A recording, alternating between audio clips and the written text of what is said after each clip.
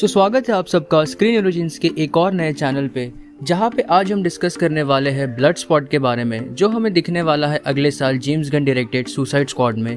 ये एक काफ़ी नया कैरेक्टर है डीसी यूनिवर्स के लिए और इसकी स्टोरी लाइन भी काफ़ी ज़्यादा लंबी रही नहीं है।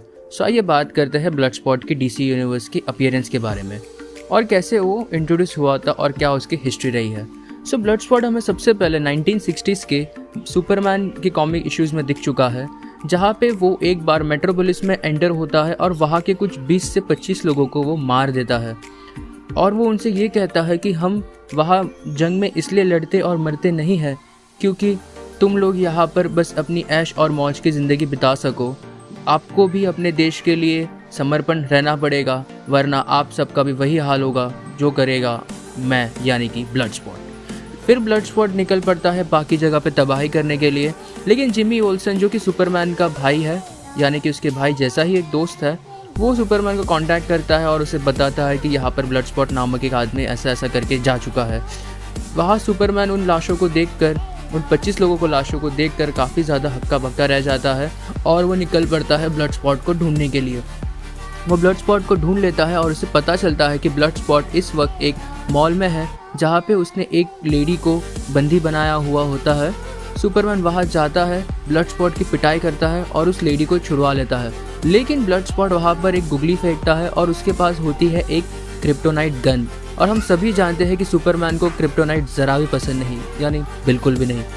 सो सुपरमैन के ऊपर वो अपनी क्रिप्टोनाइट बुलेट का इस्तेमाल करता है और उस पर चला देता है, जिसकी बाद सुपरमैन काफ़ी ज़्यादा डैमेज हो जाता है और हमें वो दिखता है हॉस्पिटल में, जहाँ पे डॉक्टर्स जिमी ओल्सन से कहते हैं कि सुपरमैन की हालत अब बिल्कुल भी अच्छी नहीं है और इसे काफ़ी वक्त लगेगा रिकवर करने के लिए। लेकिन सुपरमैन को पता चल जाता है कि क्रिप्टोनाइट का एक्सेस पूरे यूनिवर्स में सिर्फ एक ही आदमी के पास है और वो है लेक्स लूथर। और उसे पता चल जाता है कि लेक्स लूथर ही वो आदमी है जिसने ब्लड स्पॉट को भेजा है उसे मारने के लिए। और वो जिमी ओल्सन को भेजता है और उसे कहता है कि तू जाके ब्लड स्पॉट की हिस्ट्री का पता कर कि ये इंसान है कौन, इसका नाम क्या है और कहाँ से आया है।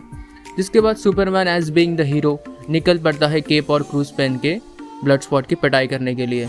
वो जाता है और वहाँ पे फिर से उसकी और ब्लड स्पॉट की भिड़न होती है। इस बार भी फिर से सुपरमैन थोड़ी पिटाई फिर से खा लेता है, लेकिन वहाँ पर लेक्स लूथर अपने आदमियों को भेजता है, मिलिट्री वालों को, क्योंकि वो यूनाइटेड स्टेट को दिखाना चाहता है कि वो कितना अपने देश के लिए समर्पित है, और इसलिए वो ऐसा नाटक रचता है और ब्लड स्पॉट को मारने के लिए कुछ लोगों को भेजता है। लेकिन ब्लड स्पॉट उन लोगों को मार देता है और सुपरमैन फिर उस पर अटैक करता है उसी मौके का फ़ायदा उठाकर। ब्लड स्पॉट काफ़ी वक्त के लिए नीचे गिरा हुआ होता है, लेकिन पता नहीं कहीं से उसके पास फिर से कुछ बड़ी सी एक रॉकेट लॉन्चर आ जाती है, जिसे देखकर सुपरमैन काफ़ी ज़्यादा शॉक हो जाता है और वो रॉकेट लॉन्चर चला देता है। फिर सुपरमैन को पता चल जाता है कि ये इसके पास कोई भी गन या वेपन नहीं है, बल्कि ये कहीं से उसे टेलीपोर्ट कर रहा है। तो सुपरमैन अपनी लेज़र का इस्तेमाल करते हुए उसके आसपास के टेलीपोर्ट एरिया को ही जला देता है, जिसके बाद वो एक भी गन को टेलीपोर्ट नहीं कर पाता और सुपरमैन उस पर जीत पा लेता है, उसकी काफ़ी पिटाई भी करता है। लेकिन ब्लड स्पॉट मानने को तैयार नहीं होता और वो कहता है कि ये तो तूने ब्लास्ट कर दिया, लेकिन मेरे पास अभी भी एक ऐसी बॉम्ब है जो पूरे के पूरे मेट्रोपोलिस को उड़ा के रख सकता है। लेकिन उसी वक्त वहाँ पर एक हैंडीकैप आदमी आता है जो खुद को मिकी के नाम से इंट्रोड्यूस करता है और ब्लड स्पॉट से कहता है कि नहीं मेरे भाई, तू ये नहीं कर सकता, ये हमारा काम नहीं है। फिर जिमी ओल्सन सुपरमैन से कहता है कि मिकी ही वॉर में गया था, ना कि ब्लड स्पॉट।